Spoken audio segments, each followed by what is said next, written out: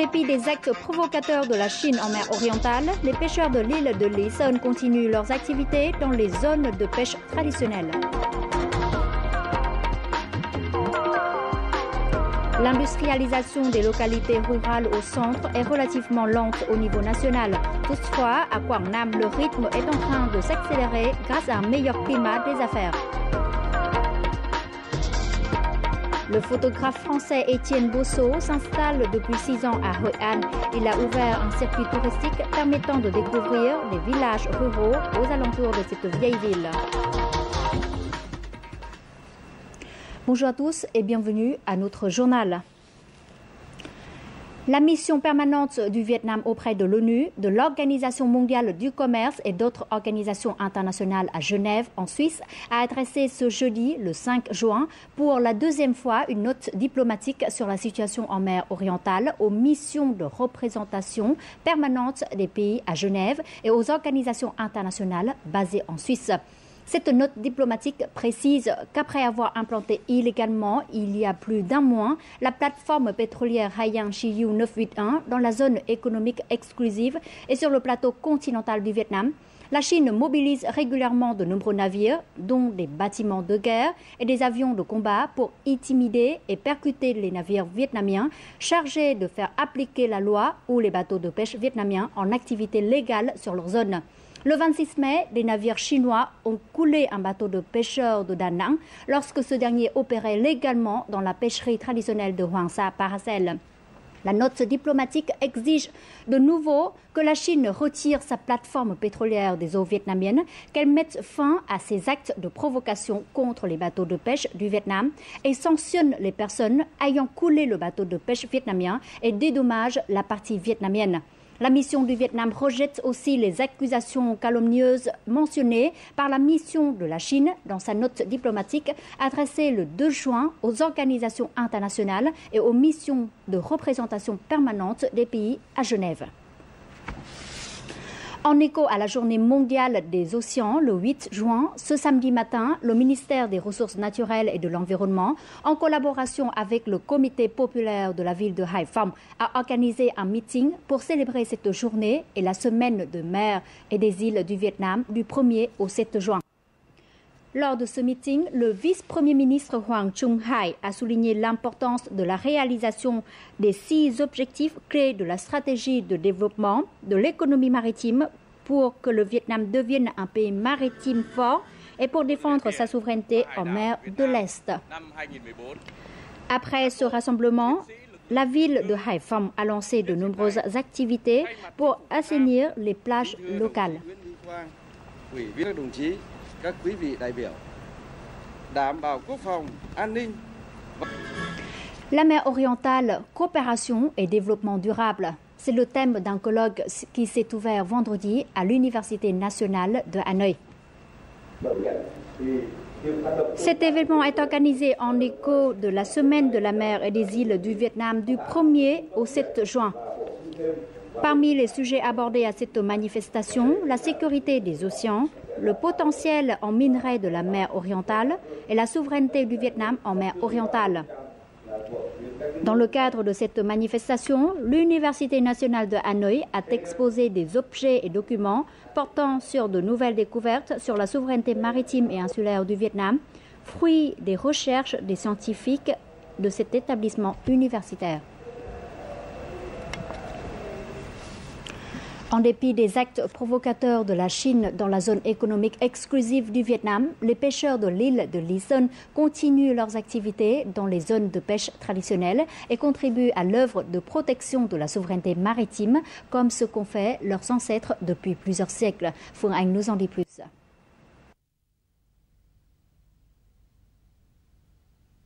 Nguyễn Lợi est un habitant de l'île de Luzon. Il gagne sa vie en travaillant dans les eaux près de l'archipel de Paracel, tout comme son père et son grand-père. Je travaille dans les eaux près de l'archipel de Paracel depuis 1985. Je veux exercer la pêche comme mes ancêtres et protéger la souveraineté du pays. Mes ancêtres ont beaucoup sacrifié. Je suis donc déterminé à défendre la souveraineté maritime et insulaire du pays. Ces jeunes pêcheurs sont déjà familiers avec les eaux près des îles de Paracel. Les navires chinois ont rendu difficiles leurs activités de pêche, mais ils sont déterminés à rester dans leur zone de pêche traditionnelle. Mes ancêtres n'ont jamais quitté la mer. L'archipel de Paracel appartient au Vietnam. Alors je vais continuer à travailler ici pour gagner ma vie.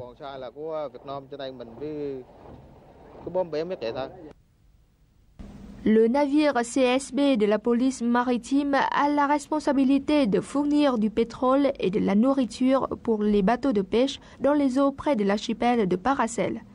Les navires de surveillance des pêches et des bateaux de la police maritime soutiennent également les pêcheurs de Lý Sơn qui sont venus nombreux dans cette zone.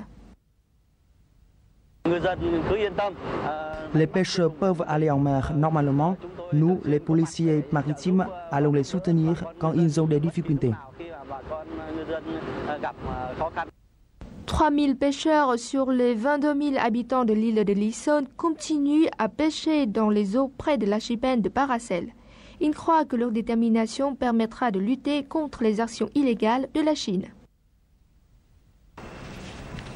En plus des Chauban, les documents administratifs officiels de la dynastie des Nguyen, de nombreux autres documents et livres peuvent servir de preuves scientifiques pour réaffirmer la souveraineté vietnamienne sur les deux archipels de Hoàng Sa Paracel et de Trường Sa Spratly. Découvrons dans le reportage suivant un manuel pour enfants de la dynastie Nguyen qui comprend des connaissances sur la souveraineté maritime du pays. Phương Anh toujours.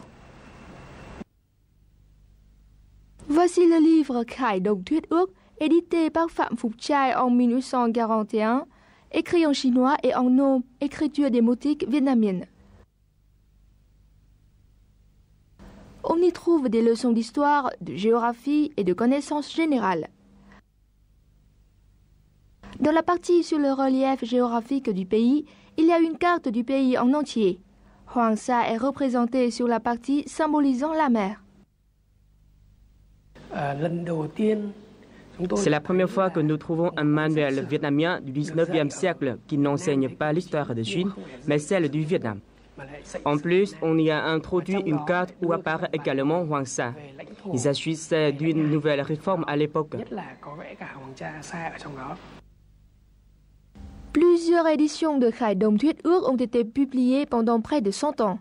Le manuel jouait un rôle important dans l'enseignement des connaissances sur le territoire vietnamien et la souveraineté nationale. La découverte d'un tel manuel peut donner de nouvelles initiatives aux professionnels de l'éducation.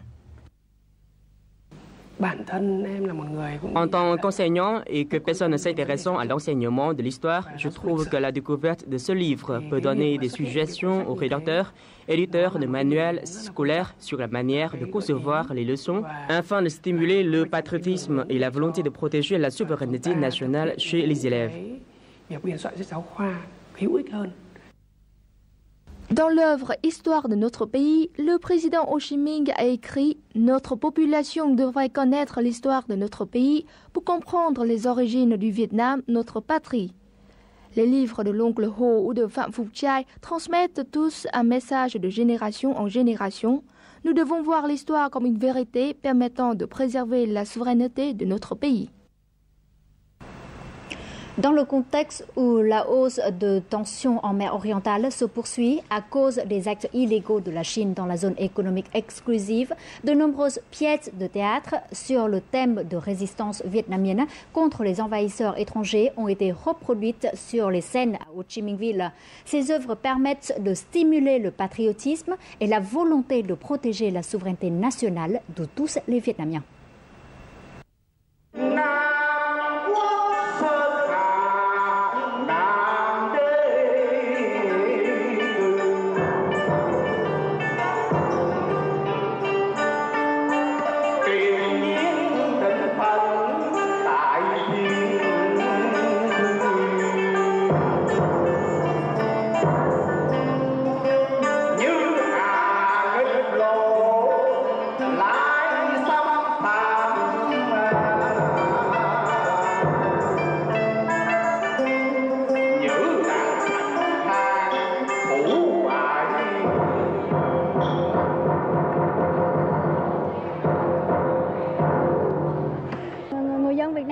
Je suis très fière d'être vietnamienne. Les habitants de notre pays aiment tous la patrie.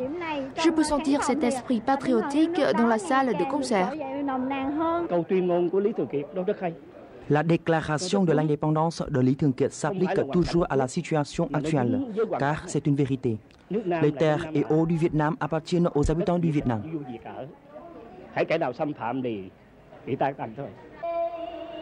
Le spectacle de 90 minutes a reproduit une histoire de construction et de protection de la souveraineté nationale de plusieurs générations de Vietnamiens. 200 artistes ont participé à ce spectacle. La plupart d'entre eux sont des bénévoles qui ne gagnent pas d'argent de cette activité. Ils souhaitent tous contribuer à la protection de la souveraineté du pays. Nous nous prenons pour des soldats sur le front culturel. À travers nos œuvres, nous voudrions réaffirmer la souveraineté vietnamienne pour les archipels de Hoàng Sa et de Trường Sa et le faire comprendre au public de manière artistique. Toutes les recettes reçues de la billetterie seront envoyées aux soldats et pêcheurs qui sont en activité dans les îles et les mers du pays. Selon le comité populaire de la province de Bình Dương, la plupart des entreprises touchées par les récents désordres publics liés à la protestation contre l'acte illégal chinois dans la mer orientale ont repris la production. Seulement certaines entreprises ayant souffert de lourds dommages ne peuvent pas encore reprendre leurs activités. Ces derniers jours, les investisseurs et les travailleurs ont collaboré avec les autorités locales pour tenter de stabiliser la production. Plus de détails.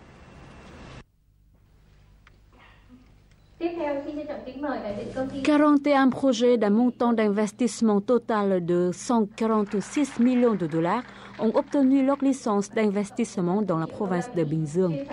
Il s'agit principalement de projets sud-coréens, chinois et espagnols. Les investisseurs s'intéressent particulièrement à deux secteurs, les services touristiques et l'industrie.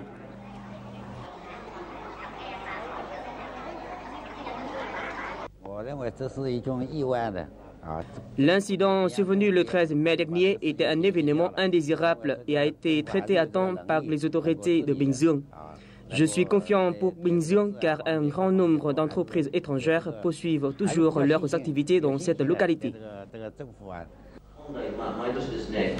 En plus des 49 millions de dollars supplémentaires investis pour élargir leur production, les entreprises japonaises envisagent de nouveaux projets à Bình Dương.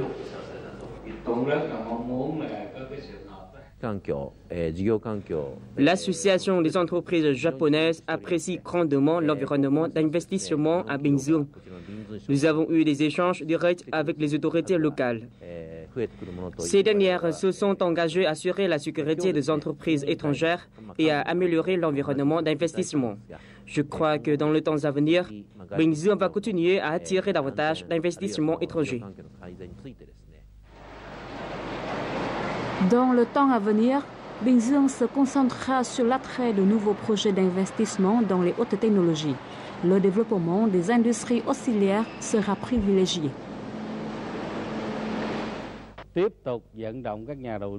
Nous continuerons de mobiliser les investissements dans la restructuration de l'économie afin de renforcer la compétitivité des produits. Le développement du secteur tertiaire permettra de stimuler la production industrielle. Actuellement, Bình Dương se donne pour priorité d'assurer la sécurité des entreprises étrangères, de réformer les formalités administratives ainsi que de créer un environnement d'investissement plus favorable en faveur des investissements étrangers. L'industrialisation des localités rurales au centre est relativement lente par rapport à d'autres régions du pays. Toutefois, le rythme est en train de s'accélérer grâce à un meilleur climat des affaires. Découvrons dans le reportage suivant l'exemple du district de Đại Lộc qui a été transformé d'une zone purement agricole à un centre de production émergent de la province littorale de Quảng Nam. Cette usine de textile taïwanaise opère dans le district de Đại Lộc depuis 10 ans. Au fil des années, les activités de l'usine ont été progressivement élargies et la société emploie aujourd'hui environ 300 personnes. Motivés par un revenu stable et un bon environnement de travail, de nombreux employés sont déterminés à s'y attacher à le long terme. Peu de temps après la création de la compagnie, j'y ai postulé parce que l'emploi proposé est stable et les salaires sont très raisonnables. Je travaille ici depuis plus de 7 ans déjà. La société reçoit souvent des commandes des clients de l'Europe et le climat d'affaires positif est considéré comme un facteur majeur dans le succès de l'entreprise.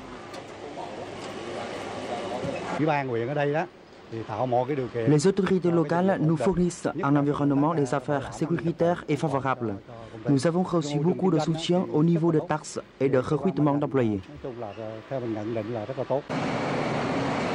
Également située dans le district de Đại Lộc, cette usine de tuiles, une filiale du groupe Prim, est parmi les plus grandes de son genre au Vietnam.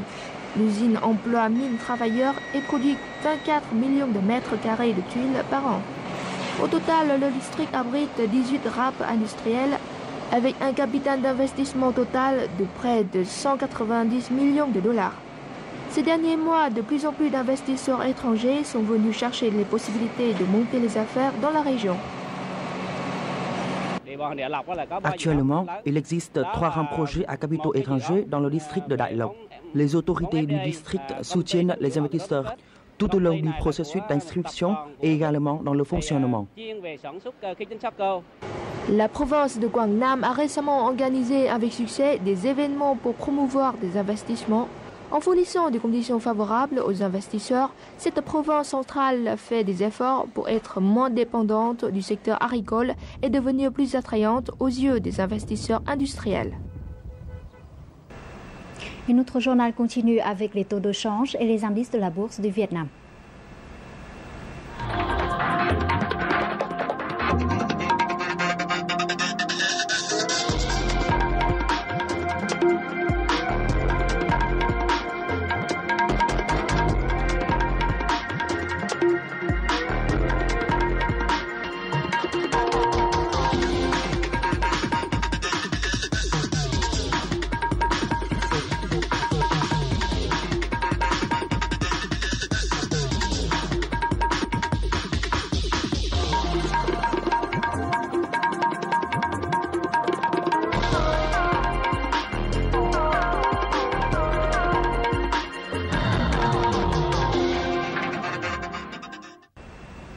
La deuxième foire Chine-Asie du Sud s'est ouverte hier dans la province chinoise de Yunnan avec la participation des entreprises de 47 pays et territoires, dont le Vietnam. Cette foire est placée sous le thème « Promouvoir la coopération et le développement global de la coopération entre la Chine et l'Asie du Sud ». Elle vise à développer la coopération dans le commerce, les services, l'investissement, la construction des infrastructures nécessaires pour mettre en place un couloir économique. La délégation vietnamienne comprend 80 entreprises qui détiennent 150 stands à cette foire. Parmi les produits du Vietnam présentés cette fois-ci, les meubles, les produits artisanaux, les produits agricoles. Au programme de cette foire figurent aussi des activités d'échange culturel et de promotion commerciale, telles que le Forum du commerce de l'Asie du Sud, la semaine des activités du couloir économique GMS. Le colloque international sur la Convention contre la torture et autres peines ou traitements cruels, inhumains ou dégradants a eu lieu vendredi 6 juin à Hanoï. Organisé par le ministère vietnamien des Affaires étrangères et le Programme des Nations Unies pour le développement au Vietnam, cet événement a réuni de nombreux experts vietnamiens et étrangers. Il avait pour but de présenter en détail le contenu de cette convention, les devoirs des pays partenaires, la situation réelle au Vietnam en matière de garantie des droits de l'homme et plus spécialement la torture. Le Vietnam ratifiera cette année la Convention contre la torture et autres peines ou traitements cruels, inhumains ou dégradants, intégrant ainsi 7 des 9 conventions de l'ONU en matière de droits de l'homme. Rappelons que la Convention contre la torture a été adoptée par l'Assemblée générale de l'ONU par résolution 39/46 du 10 décembre 1984. Elle est entrée en vigueur le 26 juin 1987. Jusqu'à présent, 80 pays, dont le Vietnam, l'ont signée.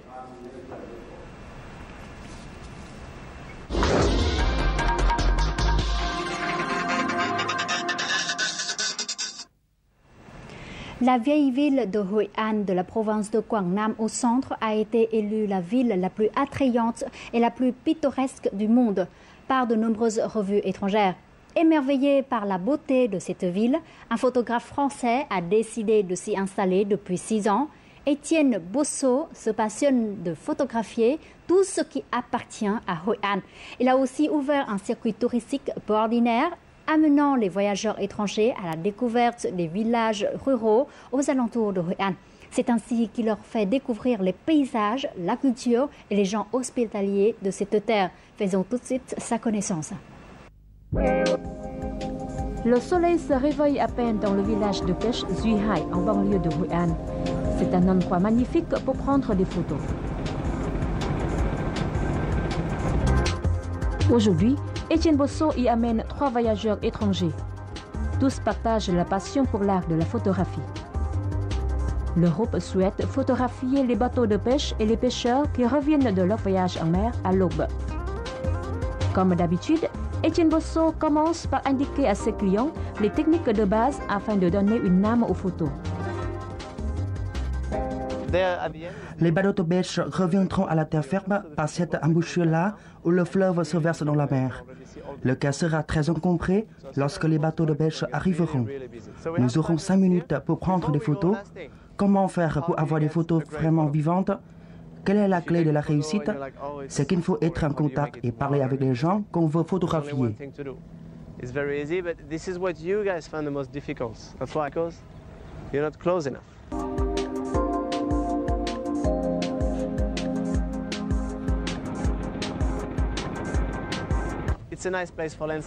C'est un endroit idéal pour prendre des photos. Il y a des paysages et des gens. J'aime les photos ayant la présence de l'homme. Cela donne âme et vivacité aux photos. Les habitants locaux sont très hospitaliers.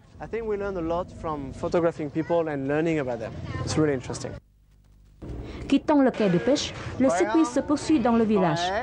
À l'aide d'Étienne Bosso, les touristes et les étrangers communiquent facilement avec les habitants.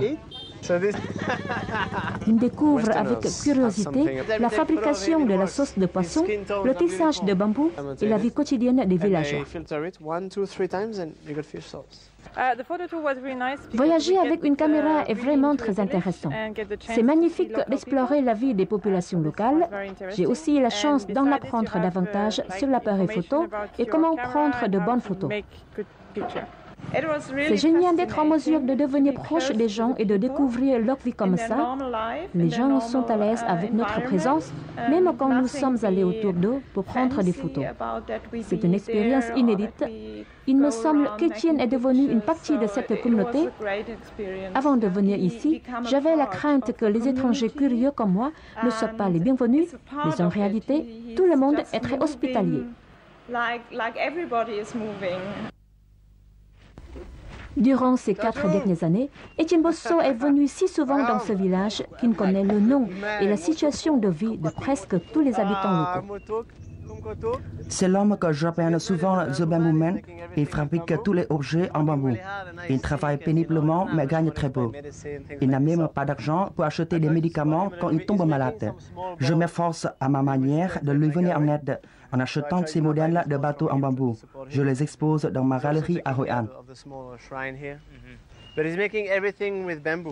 He's really good. His hands are very interesting because they're working really hard. He's a good subject too.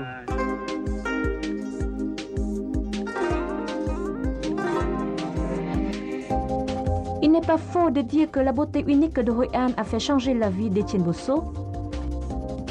Il y a 6 ans, il est arrivé à Hoi An en tant que directeur des ventes d'une agence d'alcool. C'est dans cette ville si jolie qu'Étienne s'est découvert la passion pour la photographie. À la fin de ce mandat, il a décidé de rester. Étienne a ouvert une galerie de photos en faisant du tourisme à sa façon. Le jeune photographe a eu l'initiative d'organiser des circuits tourisme photographie en 2010. Il amène ses clients dans les endroits peu connus des touristes et les aide à prendre des photos uniques sur la vie et les paysages de Hoi An. Avant de venir à Hoi An, je ne pensais pas qu'un jour je deviendrais photographe. Je suis venu travailler à Hoi An Et au bout de quelques mois, j'ai été complètement émerveillé par les paysages et les gens locaux. Les gens de Hoi An sont très particuliers, ils sont souriants tout le temps. Je me demande pourquoi ils se montrent toujours sereins et souriants comme ça. Et la réponse très simple, parce qu'ils se sentent heureux. People are not happy at home. They have everything they want, so they are not happy. The more they have, the less happy they are. Etienne Bosso a une autre raison spéciale qui explique son attachement à Hoi An. C'est là qu'il a trouvé la femme de sa vie. Le couple a eu 2 garçons. Sa femme l'a beaucoup encouragé à se lancer dans la photographie et à monter son projet. Etienne aime Hoi An autant que nous. Les beaux paysages du Vietnam, en particulier de Hoi An, l'inspirent beaucoup. Tout est venu très naturellement, l'amour entre nous deux et le succès de son travail. Mon cœur appartient à Hoi An et au Vietnam. Nous continuerons de nous attacher à cette ville jusqu'à ce que tous les membres de la famille soient prêts à de nouvelles aventures. Où que je sois, je serai toujours reconnaissant envers le Vietnam, pays qui a ouvert ses bras pour m'accueillir, pays que je considère comme ma deuxième terre natale.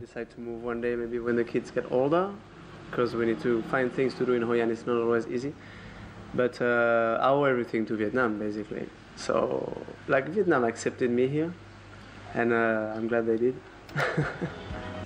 This one. D'un directeur commercial à l'un des photographes les plus connus de Hoi An, Etienne Bosso a vécu les plus belles années de sa vie. Il souhaite rester en Asie du Sud-Est encore au moins 20 ans. Etienne partage souvent ses photos sur Internet et via Facebook, dans l'espoir qu'elles éveilleront la passion de la photographie et l'amour pour le Vietnam chez ses amis internationaux. Tout de suite, les prévisions météo pour demain.